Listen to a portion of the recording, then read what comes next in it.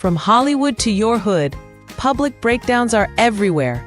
But what if we turn gossip into growth? On Allegedly, we react to the wildest viral stories, celebs spiraling, influencers breaking down, and infamous moments you can't unsee. But we don't just watch, we work. We break it down, do the self-work, and find the breakthrough hiding in their mistakes. New episodes drop every Monday on YouTube at My Coach Ministry. Because your healing might just begin with someone else's headline. Allegedly, where the breakdown is the beginning of your breakthrough. All right. Welcome. Oh my gosh. Thank you so much for staying with us. Thank you for watching, liking, subscribing, sharing, and supporting this program. Thank you so much. And welcome back to our Allegedly segment. Oh my Lord, I'm Coach Raquel. And today, of course, we have some interesting topic, but I just want to do these reminders before we go into the topic that we respect, we love, and we appreciate and value every single person who's going to be mentioned in this segment, okay? We have nothing but appreciation and value and respect for all the people we're going to be mentioning and for their particular role. We're not here to tell anyone not to do what they are inclined to do, what to do, not to do. We're not here to tell them not to follow their instinct or whatever guide their divine purpose bestow on them or inspire them, whatever path their source inspires them to follow, right? We're just going to be sharing our thoughts. We're going to be searching for, exploring the topic, talking about it, and sharing our own thoughts, our own views, and looking for the breakdown and see what in their conversations and stories can inspire us to do our self-work so that we can experience breakthroughs. Okay, that is what we're here for. That's what we're about. That's why we're here. We don't talk about stories just to talk about them. We talk about them for empowerment so that we can extract empowerment from every story, every experience, every discussion, every thought that are shared or whatever, right? So that's what we're going to be going in to do today. So I just want you to come with me with open minds and open hearts, and please share with me in the comment section what your thoughts are on these topics that we're going to be discussing. Today we're going to be talking about Sean Combs, and because he's someone who has sat on my heart for over a year, if not over 2 years though, ever since what happened to him. From the moment that the raid happened on his house, he has sat on my heart, and I've had to include him in my prayers, my thoughts, my well wishes. Like this man, and it's funny because he was not an artist that I listened to. I didn't even know that I knew songs of his. When everything started happening, I'm like, Sean Combs, why is he on my mind? And I had to go look for songs he sings, for his songs, to see if I knew any of it or whatever, because hip hop is not one of my favorite genre to listen to. If I'm listening to hip hop, it must be that I'm either working out or something, or someone else is playing it, or I just need that particular vibe. That's not necessarily my thing. I'm more of a country girl. I love country music and reggae music, you know what I mean? So yeah, but he has rested on my heart, and today I'm going to talk about him again. And I have some other things that I want to talk about that will offspring from that discussion. So that's what we're going to be going into today. So as we go in, I just ask that we bear that in mind. Let's be respectful. Let's remember that whatever our thoughts are things, and whatever we think of others is already in our lives. Whatever we speak of others is already done in our lives. So let us just be mindful with those things, because we're sending positive energy. So today we're going to be talking about Charlemagne, positive energy, Sean Combs, the entire Breakfast Club team.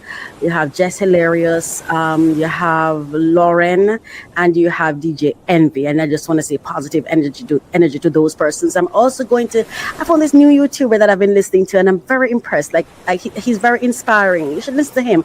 Conversation with Jay, Khan. Conversations with Jay.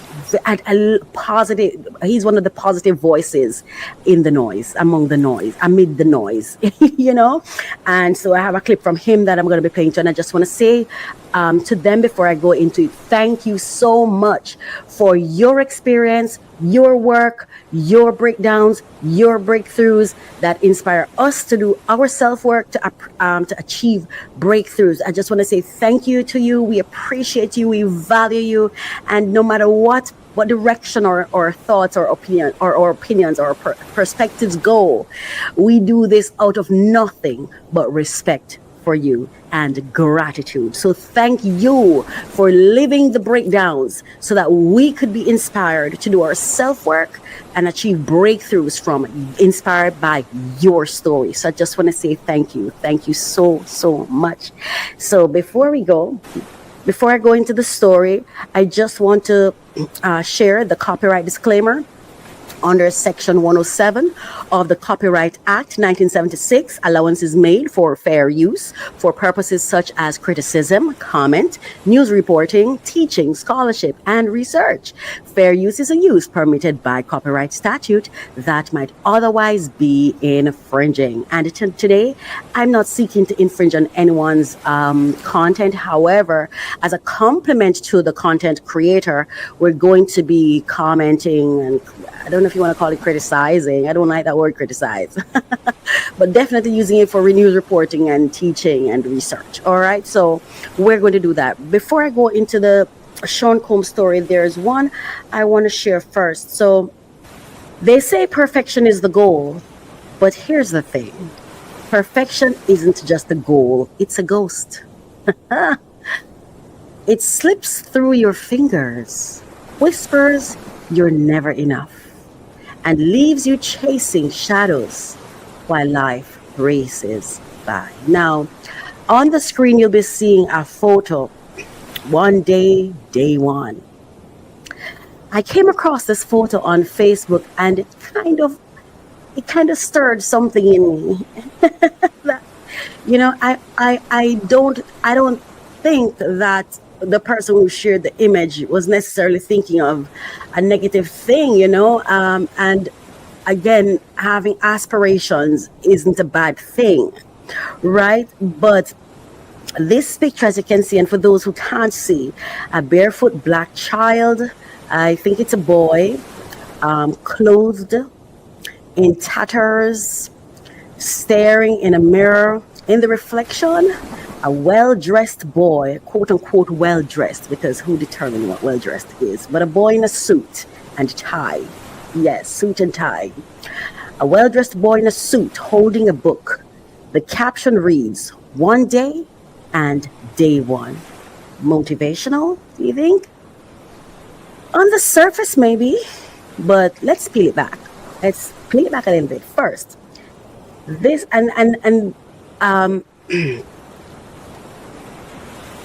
I'm just sharing with you my perspective and how I see this. Of course, I did some research to go along with, not just to go along with my thoughts, but also to see what's out there, right?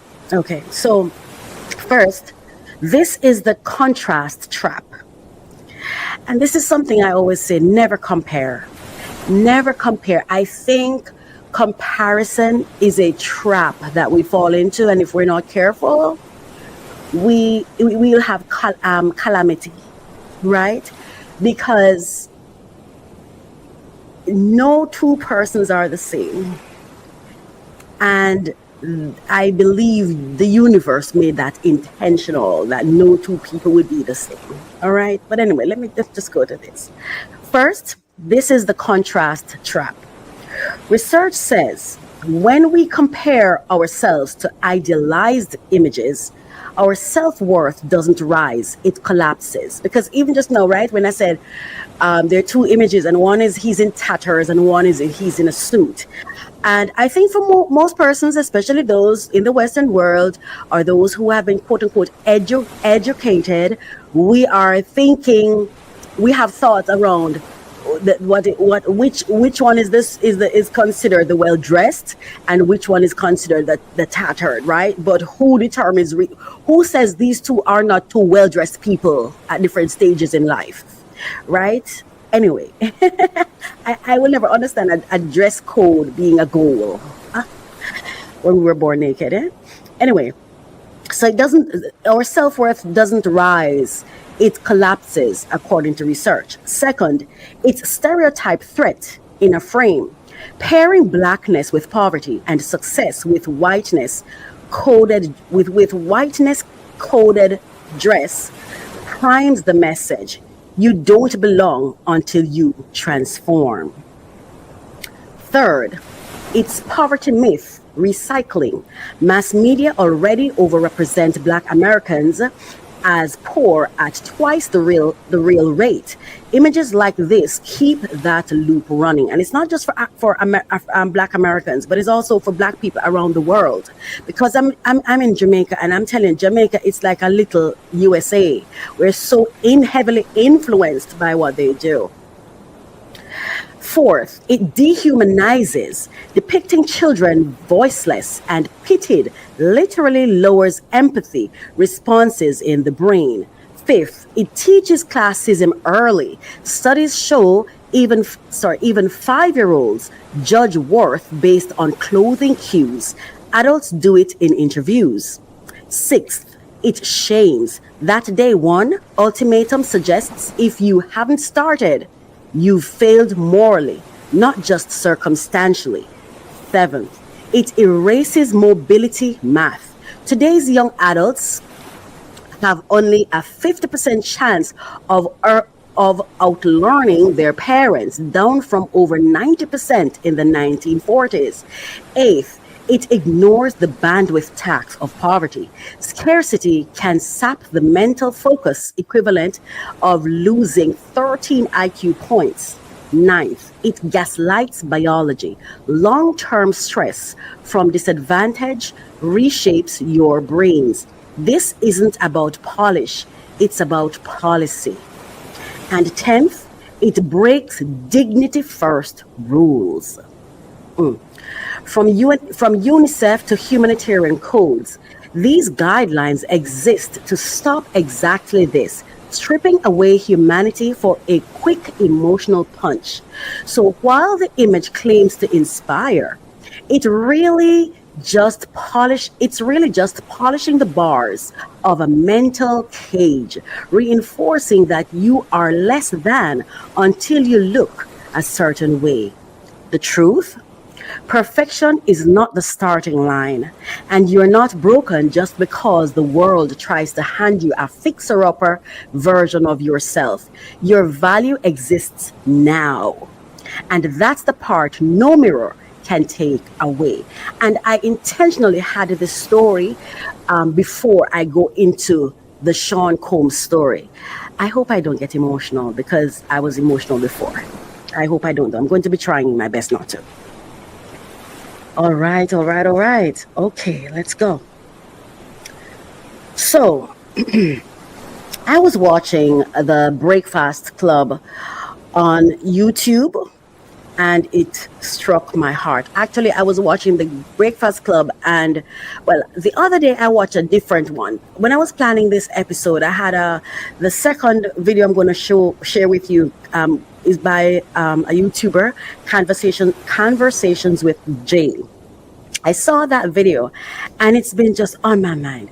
Use it for an episode, and I kept delaying, and I was doing different doing different research to gather different content for this episode. But then today, the same conversation with Kans, he started discussing a topic about a Breakfast Club episode that he heard, and I went to hear it for myself because I like to go to the source to hear what they're saying, to get my own perspective. And when I went to get it, I thought, oh my gosh, I have to do this segment today. It's calling me. I have to do it. So I was watching the Breakfast Club this morning on YouTube, and it struck my heart. You know, perfection is often sold to us in tiny, polished frames. It has become such a staple in our conversations these days that it's so subtle. Sometimes we don't even realize that what we're asking of people is perfection, something we ourselves have not mastered, right? We haven't mastered perfection, but it's like we're expecting it in others, you know what I mean? And so I want to go to this clip, and then we're going to talk about it. We're going to listen to it, and then we're going to talk about it. And this clip is courtesy of at Breakfast Club Power 105.1 FM on YouTube. Morning, starting off in the latest, we're going to have a conversation about Diddy because his attorneys are continuing to have conversations, and what we found out over the weekend was that Diddy wants to become an anti-domestic violence advocate. Well, if you don't sit his stupid ass down somewhere. That sounds so dumb. Boy, his whole team, Bad Boy, not Bad Boy, what's his team called? His lawyers, his staff, record label, and mother effing crew. Yep. Okay, let's stop right there. That was so demeaning, dehumanizing, disrespectful. I'm not shocked and I'm not surprised, but I'm still alarmed that we dare to disrespect and disregard God's people, because we're all God's people. How dare us believe or think that because someone has gone through a breakdown or is going through a breakdown, and what I call a breakdown, what happened to Sean Combs is a breakdown. The domestic violence was a breakdown. All of these things that are happening, nobody gets up one day and decides, I'm going to be the worst human being. Not even the murderer. Not even the serial murderer. Nobody gets up and decides, I'm going to be the worst form of human being. And that's the first part. Let us start there. There's no such thing as the monstrous human being, or you're just the worst kind of human being, you know? And oh my gosh, I'm going to keep playing, because Jay on Conversations with Jay, he said some real important, made some really important notes, you know, because and I want to say this because I didn't say it. I needed to understand in respect of the programs and their discussions, I want to let you know that the clips that I'm sharing are separate clips, and their conversations did not flow this way. I just extract the parts that hit my heart that I wanted to talk about, because he called them stupid. It was so demeaning, and it tells me, sir, that you are in the same. You're either in the same space Sean Combs is in, or you're beneath him, because at least you can see where he's at. But here you are. Your words are as violent as his actions were, in my opinion. Your words are as violent, and your words are probably even more violent, because when he did what he did, his audience was not as wide as yours. He did not publicize his video. We did. The rest of the world did. He did not. But you are sitting on a platform well aware of your audience while you're saying this. What you just said is brutal, it's disrespectful, and it's violent, in my opinion. And it's not fair. It's not right. Because you do not hold moral eliteness or moral superiority over Sean Combs or any of us. You do not. We're all human beings. We're all standing on the same ground, and we're all at the same level. Alarming, to say the least. Let's continue. Called him bad boy. Okay. Well, it don't even make sense. I don't even know. Like, after you just keep messing up, you just keep doing stupid stuff. No, defend him, Envy. Ride for him. Defend him. He like definitely do be he be giving it up for Diddy. Yeah. Wow. You just keep messing up. That's what we're here to do. Keep messing up. We're gonna see, I don't want to get emotional. Who isn't messing up, DJ Envy? Because you're messing up right now, brother. And I still have to have respect for you. I still have to have understanding with what you're doing, because, you know, I don't even know if you know what you're doing. Because today is Sean Combs and tomorrow it's you. And God forbid it's you, because I don't want it to be you. I do not want another. I don't want, oh God, I want to wake up and not hear that a black man is on the cutting board one day. Because it is such a heartbreaking experience. I don't know what our young boys are going through, because it is killing me. It is so traumatizing for me every single day. I have to wake up to the experience of another black man going through something. Another black man going through something. When they're young, we give them this picture of perfection that they need to get to. And this unrealistic picture of perfection that we give them to achieve, you don't think that shatters who they really are inside and causes them to go down a roller coaster road of just failure and more failure and more failure. And instead of us saying, we see that you broke, we saw that you fell, let me help you up, let me brush your knee off because you fell, we're gonna keep falling, DJ Envy, we're going to keep falling. You fall every day, and he's going to fall every day, and it is okay, because there is not one man, not one human being on the face of this earth that's not failing every day.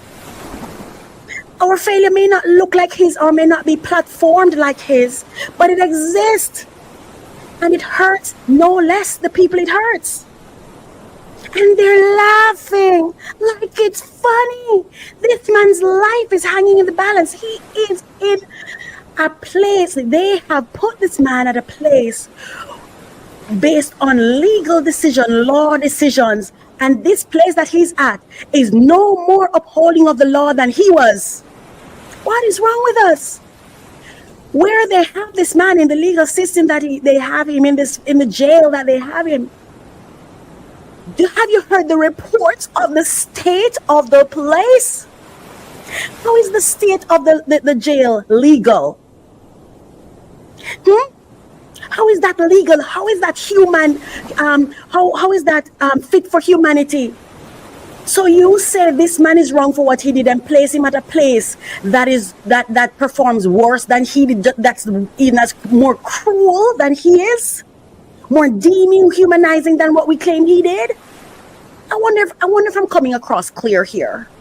It's like we say to someone, you're poison.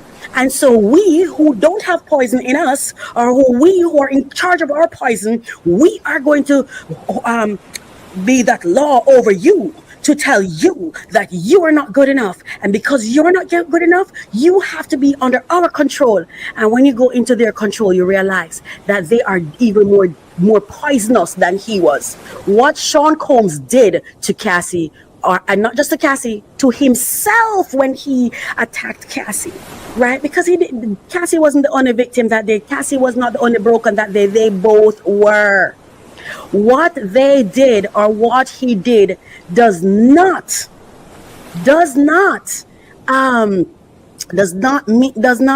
suffice for, or does not equal the being put in a place that does not uphold the law, even though that's what they are commissioned to do. That treat people less than human, that have people eating food allegedly being infested being not clean, being unclean. All those reports, I've heard of those reports in the news. Yeah. So allegedly, because I didn't see it for myself. But the entire Sean Combs case, if that is what justice looked like, then we may as well let Sean Combs go, because I didn't see the justice. And this is it, right? Justice should appear without impropriety. It should appear. There should be no appearance of impropriety. It was clouded under impropriety. So I don't know who you all think you are to be laughing like this is funny while people's lives are being deteriorated. And who holds justice? Who holds justice to justice? Who does that? There was a time when the media, for me, because that's what I studied in school, because I admired it so much. There was a time when media was what they called the fourth estate. It was the voice that held those in power accountable. Okay, so you hold Sean accountable because you thought he had more power with Cassie, but he's not the one with the power now. Are you holding those people accountable? Because it should be right across the board that we care. And guess what? Caring about Sean Combs is to care about Sean Combs is to care about Cassie. To care about Sean Combs is to care about your kids. We better be careful how we treat people's stories and their brokenness and their breakdowns, because breakdowns lead to breakthroughs. Let's continue. I don't be giving up for nobody, first of all. And second of all, they just dumb. Well, listen. So what Alexandria Shapiro, who's the attorney that spoke to Business Insider, is... You hear what he just said? I wonder who is he talking to. Is he talking about Sean Combs being dumb? Is he talking about Sean Combs' lawyers being dumb? What is so wrong with this man? I would like, okay, I am a fitness vlogger. As you can see, by society's standard, I'm not quote unquote fit by their standards. Well, you know why I'm a fitness vlogger? I'm a fitness vlogger because when I make the commitment to do it,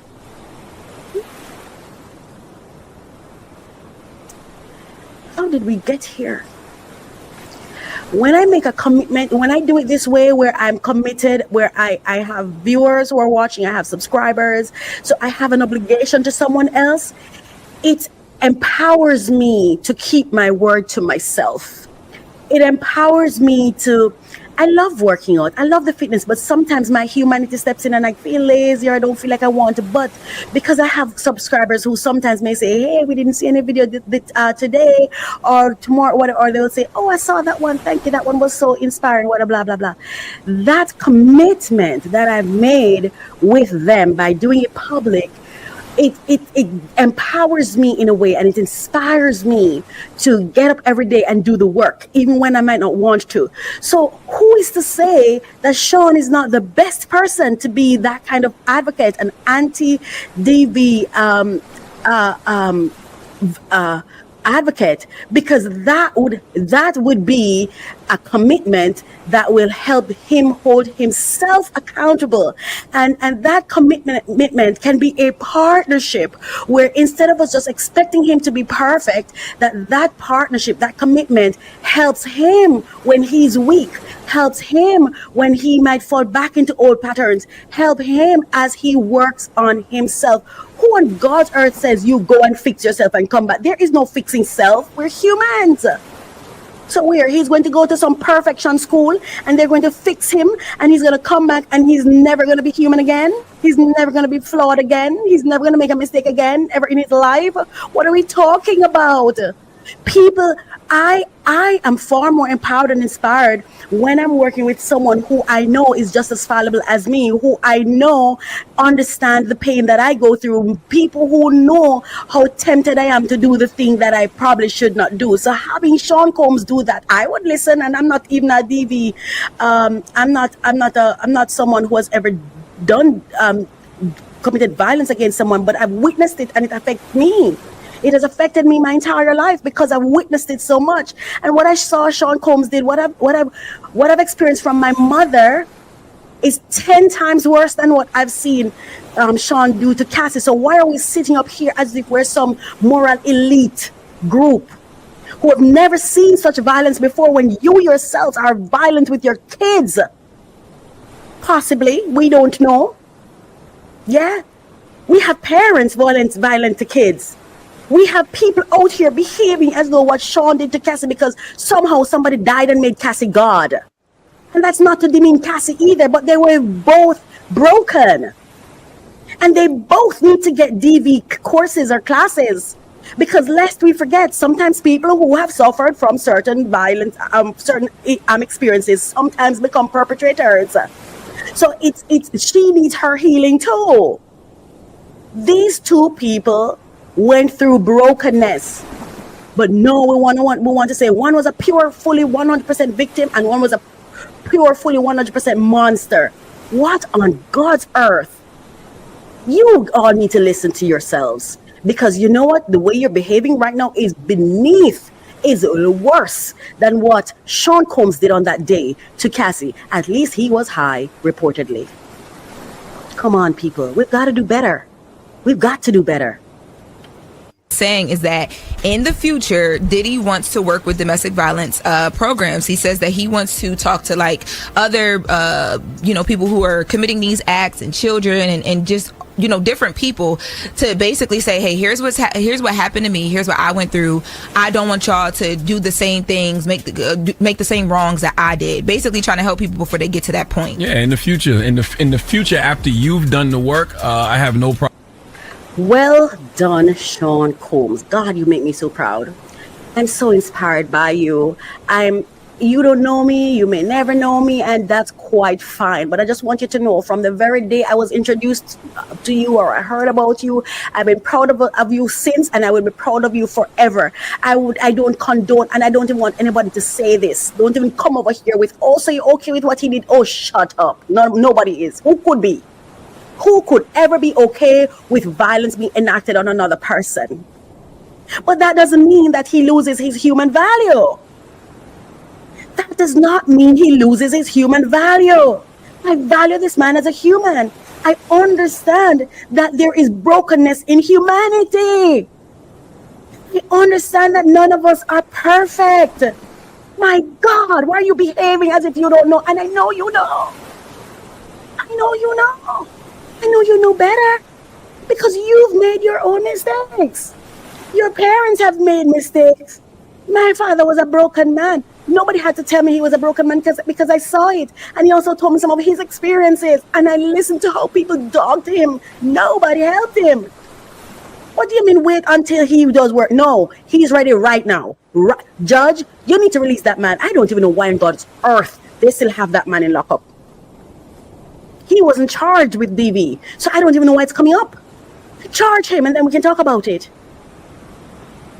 Why don't we talk about that?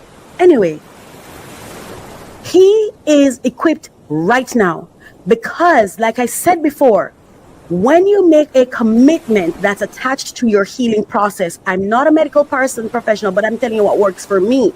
When I know I have something to do and I make it public or I put out, I make a public commitment, it helps me because I know the public will hold me accountable on days when it's challenging for me to hold myself accountable or on days when it's challenging for me to do the right thing.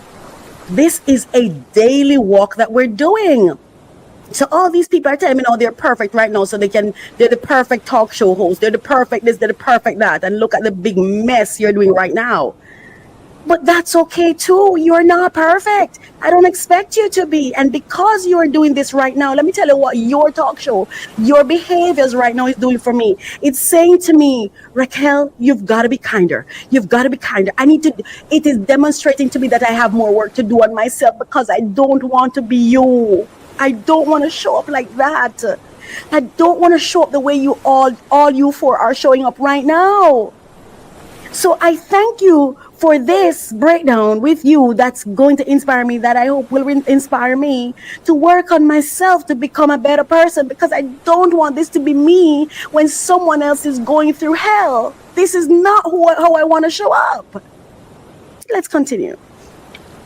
Problem with that, but right now you need to be a student in those classes, not a teacher. You just lied about this last year. Well, speaking of Cassie, her attorney, Douglas Wigdor, he spoke to Rolling Stone in response to this story, and he called this utterly preposterous. He says, you know... Hang on right there. I mean, I apologize for his saying that. You know,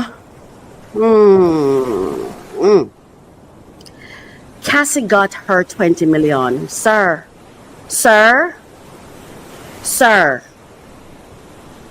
I think you're the one that's whatever the word is right now.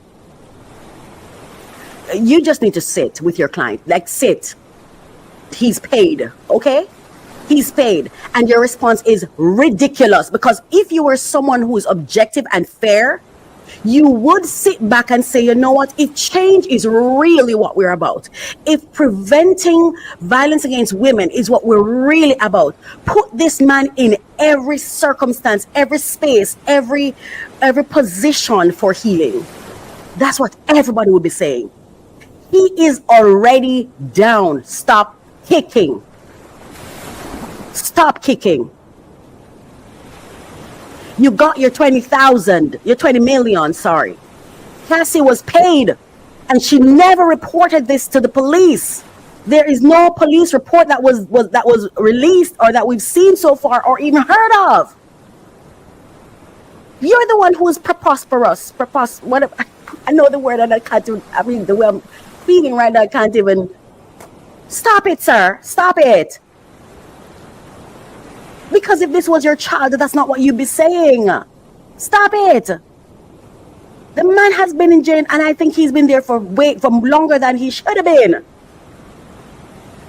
Unless we forget that your client got immunity. Sir, sit down.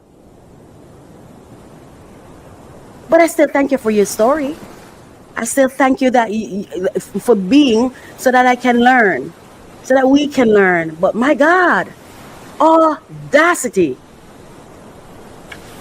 At this point, or other people in the article, they have sources, they don't name them, but these are alleged victims of Diddy's that are saying that it's manipulation. It's manipulation because he hasn't even fully done the work yet. So to try. How do you know it's manipulation? How? And after this, I'm going to share 10 common cognitive biases after this.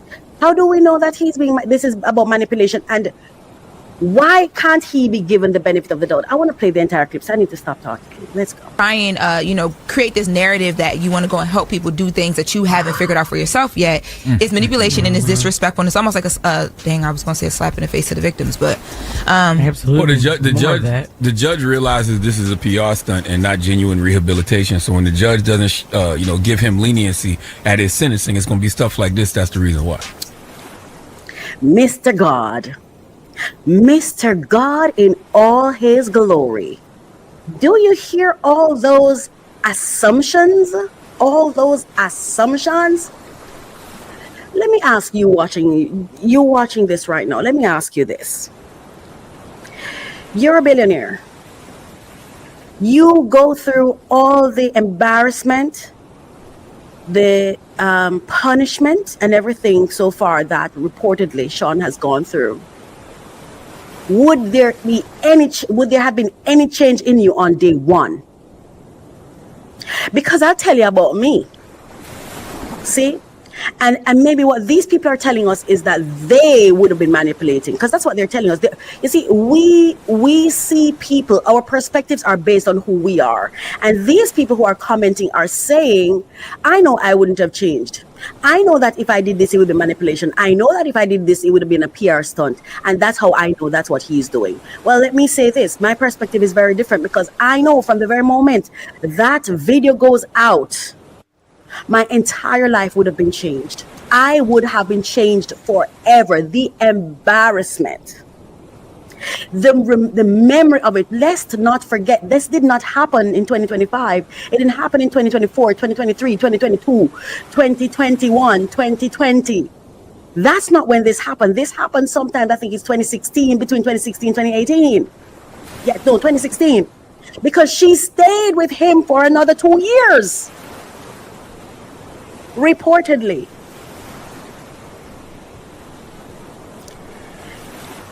There is no way Sean Combs have not been impacted by let's forget Cassie and everything. Let's say he's a heartless person. His children are without him. You cannot tell me that this man who made a decision to say, I'm not going to run, I'm going to turn myself in. No grace. But you see, we can't give what we don't have. Let's continue. This other clip that you're going to hear is from Conversations with Jay. And what he said was not in relation to this interview, but I thought it fits so perfectly. So I wanted to share it. Can we have a little bit of grace, please, as human beings? Can we be allowed to make mistakes and then apologize and change our behavior? Can we be allowed? Please, please, please. Are people allowed to make mistakes? The guy was telling me that we have the ability to be perfect. So I said to him, are people allowed to make mistakes? He said, but you have to repent. Let me just say this. Let me say this for the world to know. I am imperfect. I will always be imperfect. I have no desire to be perfect. I do not have the capacity to be perfect. I have no dreams of being perfect. I don't want any relationship wherein I have to be perfect. I want no situation where I have to show perfect. I want to be imperfect. I wanna be me, the me who makes mistakes sometimes, because this is what it is, right? It's not a matter of human beings being imperfect. I think as beings, we are perfectly ourselves. I think interacting and navigating this world is where imperfection happens. And I don't even know if imperfection is the correct word, because what it is when I'm interacting with you, for example, Sean Combs was experiencing for him to put hands on Cassie or to have done what he did with Cassie, he first was experiencing something, and he was now having to determine, how do I relate the chaos inside of me, how do I navigate my relationship with her with that chaos inside of me. Clearly the man did not have capacity beyond what he did. What he did was his capacity at the time. And Sean Combs, if you ever hear this, you are wonderfully made. You're an amazing human being, and you did your best even on that day. You did your best even on that day. And I'm going to say this too. Yes, even if you return to such behavior, nothing in your value changes, because before you get to that behavior, you would have been experiencing something, which means you emit pain because you have pain. And in the absence of capacity or knowing what to do, sometimes just to save ourselves, we lash out, we scream, we fight, we exhaust.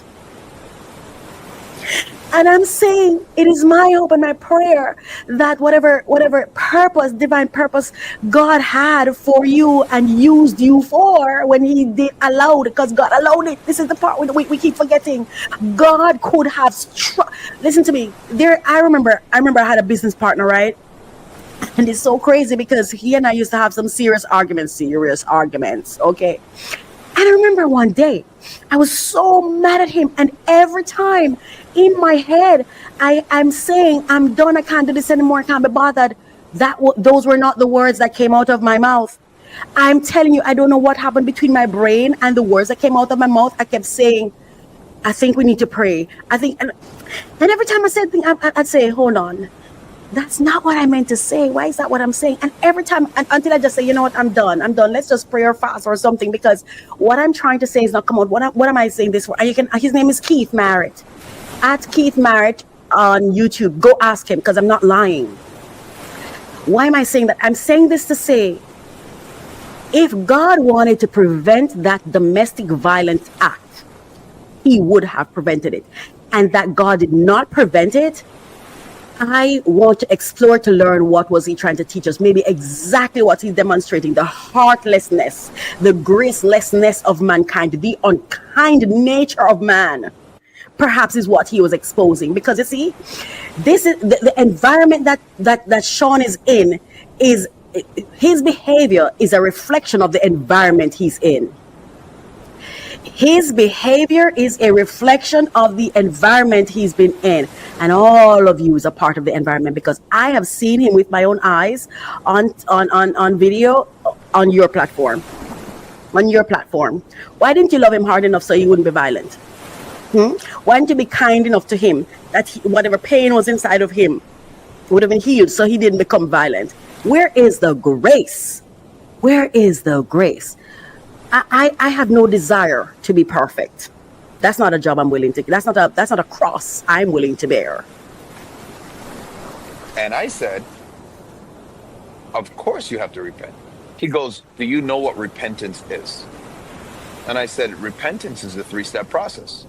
Number 1, you recognize your mistake.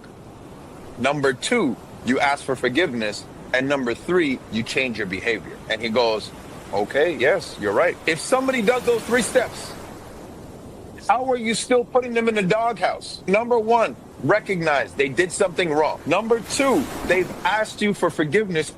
And this is it, right? I remember from the first time when the Instagram post came out, when Sean Combs says he was sorry, he was at a bad place. I accept. Let me tell you how I am with the I'm sorry thing. It is not my place to determine where inside of you that I'm sorry is coming from. If someone says, if they can muster up the courage and the strength to say, I am sorry, it's not my place to downplay it. It's not my place to judge it. It's not my place to reject it. I saw that video. You could see the thing on the man's face. It's like they didn't even want to give him a chance to apologize. My God, he apologized. What more do you want? What do you want? You want him so, oh no, you want him under the jail. One person said, why doesn't he just die? How violent. Number 3, they've demonstrated that they've changed their behavior. How are they still in a doghouse? How are you putting them under the jail? It doesn't make any sense to me. People say Puff needs to be under the jail, not in jail. And that he should Under the die. jail. Why? Funky died, but say, why Again, don't you just I go always die? Go back to the fact Or that go this to is a jail or something to leadership that effect. channel. Don't And I think it we was, have the response. and even in Funky Dyneve, I'm not saying this to even hurt you, but because I think what happened is the thing was the hate for him was so pungent in the media that people start feeling like, oh my God, I'm sick of this already. I'm sick of it. I'm sick of, just get rid of him. Just do what you want to. I think people's cup overflowed with the pungency of the hate. The media campaign, in my opinion, launched against Sean Combs. And that was worse than the violence he showed, because I'm telling you, God bless this man. You know how I know God is working with Sean Combs? Because what he came under, he could not have withstand it by himself. The storm of hate that came against this man, the war that was launched against him, it was God that kept his 2 feet on the ground. It was God that sustained him. Mighty God. Ability to give people grace. Let's be real. The only reason why is so we could feel better about ourselves. You better talk. You better speak. Give somebody grace. Moral superiority. That's the only reason why you don't give somebody the benefit of the doubt. That's the only reason why you try to keep somebody in the doghouse. Yes. Is because you want to feel better about the BS that you do. That's all life is. Yes. Status. It's the beginning of time.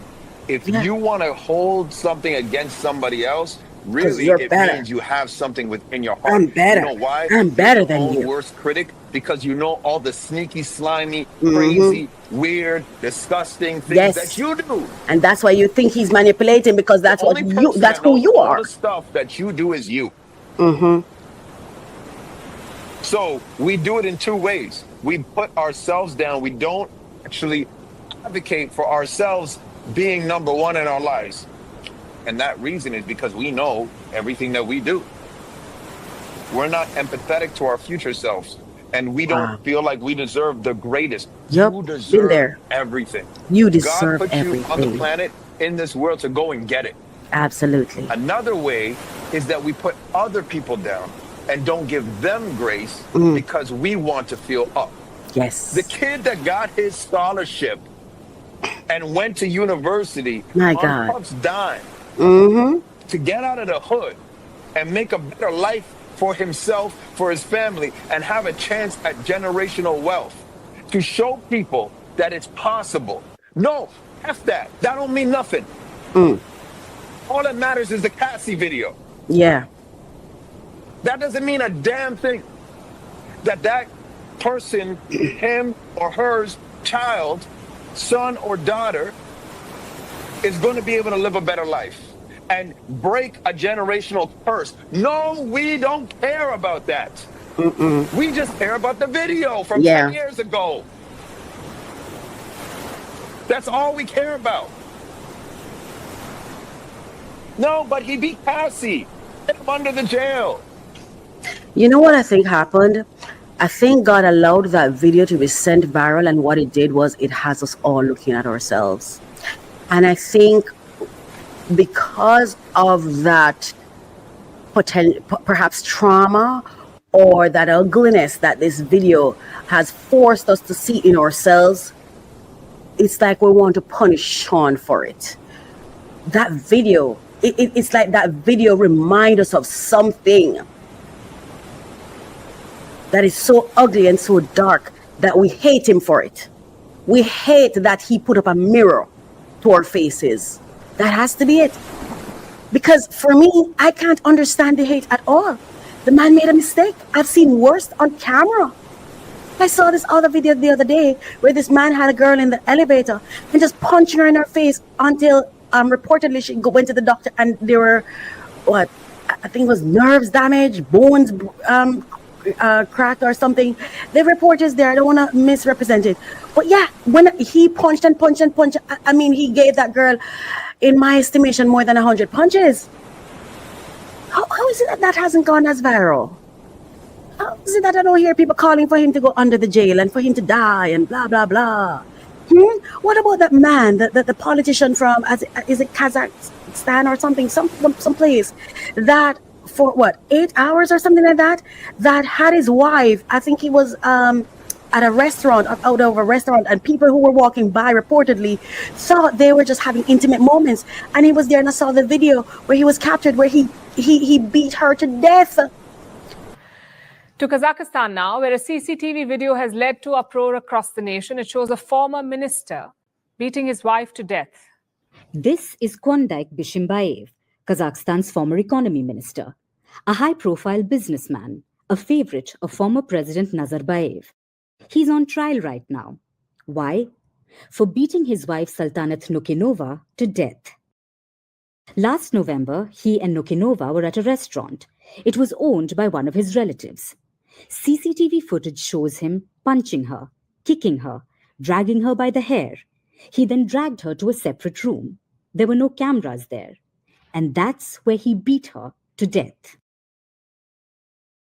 The assault went on for 8 hours. When it ended, Bishimbayev called his fortune teller.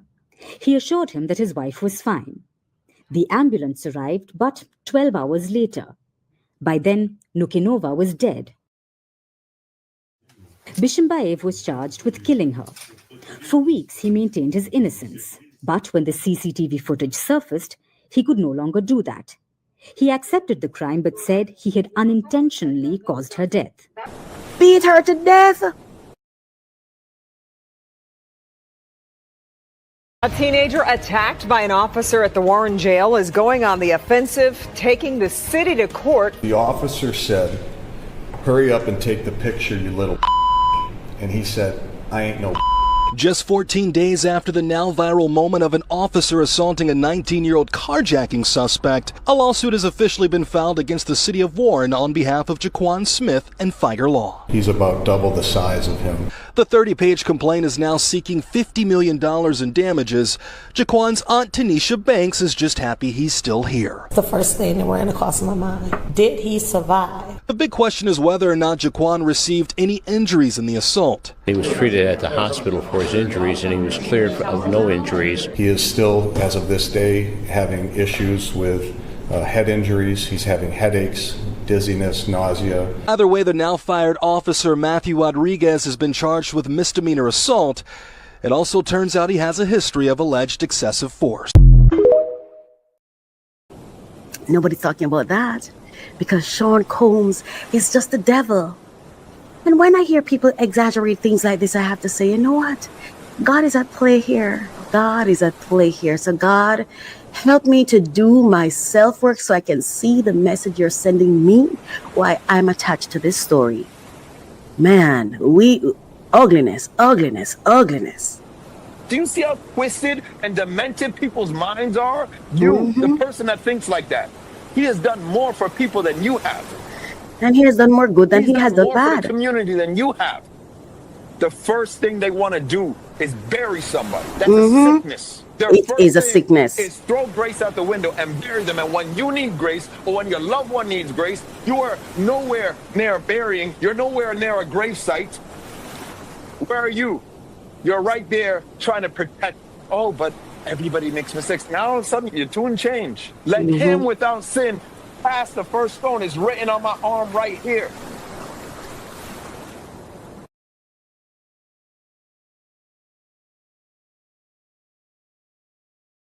It's true. Let him without sin. God bless everybody. Man, thank you for that, Jay. Thank you so much. Indeed. God bless everyone. I want to share this, right? Hi. God, please help me to be a better person. That's all I want. I want to be a better person. I want to be a better human being. I really want to be kinder, more thoughtful. Help me, Lord. Help me. Now, here's a breakdown of 10 common cognitive biases that push people into forming opinions before they've gathered enough facts or insights. Number 1, anchoring bias. Looking onto the first piece of information you hear, the anchor, and letting it overly influence your judgment, even when better evidence appears later. Confirmation bias, actively seeking out, noticing, or believing only the information that supports your pre-existing belief, while ignoring evidence that contradicts it. Number 3, availability heuristic, forming opinions based on the most recent, vivid, or emotionally striking examples that come to mind, not an actual probability or broad evidence. Stereotyping, applying generalized beliefs about a group to individuals without verifying whether those beliefs are true or relevant in that case. Halo effect, letting one positive impression of a person, group, or situation spill over into all judgments about them, even in unrelated areas. Horn effect, the flip side of the halo effect, letting one negative trait or incident unfairly taint all other perceptions of someone or something. Number 7, in-group bias, favoring people, ideas, or opinions from your own group while unfairly dismissing those from outsiders, regardless of the facts. Number 8, hindsight bias, believing after an event that you knew it all along and judging others' decisions as obvious mistakes without recognizing that you didn't have all the facts at the time. Overconfidence bias, believing your own judgment or knowledge is more accurate than it really is, leading you to skip deeper fact-finding. Number 10, attribution error, fundamental attribution error, overemphasizing personal traits and underestimating situational factors when judging others' actions, assuming intent or character flaws before knowing their context. I want to wrap up this segment with this spoken word piece. The myth of perfection. They tell you, be flawless, not good enough, not learning, not human, flawless. A diamond cut and polished, without the mercy of the mind that made you. The myth wears a smile in the daylight, but at night it hammers your chest like unpaid bills.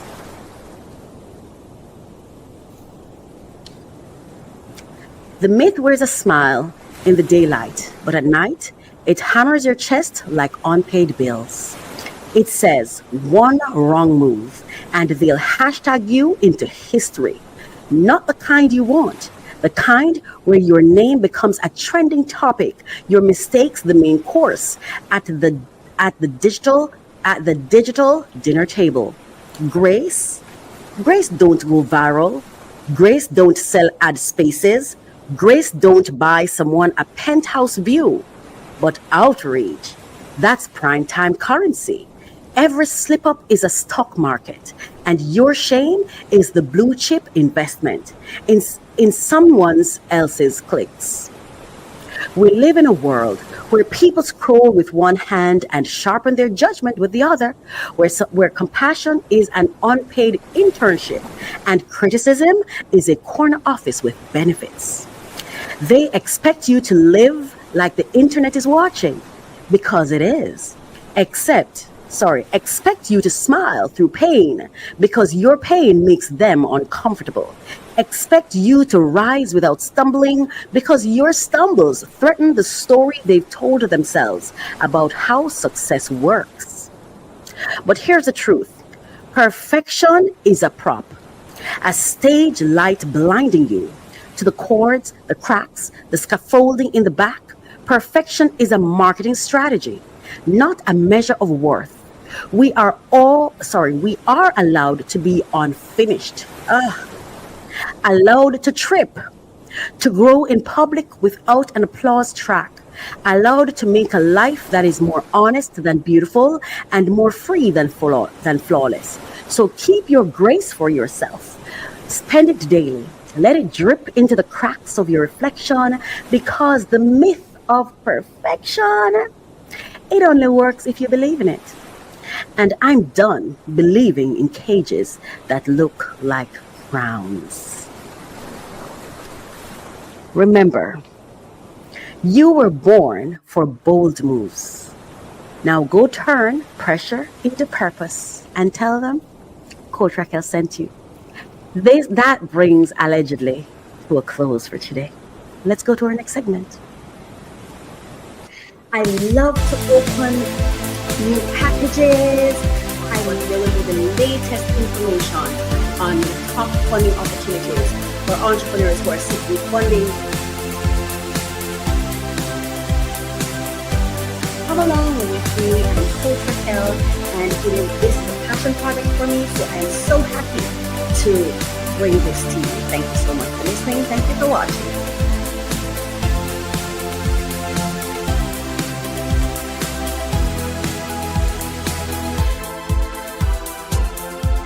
Unlock your potential every Thursday with our podcast, Refresh, Relax, Renew.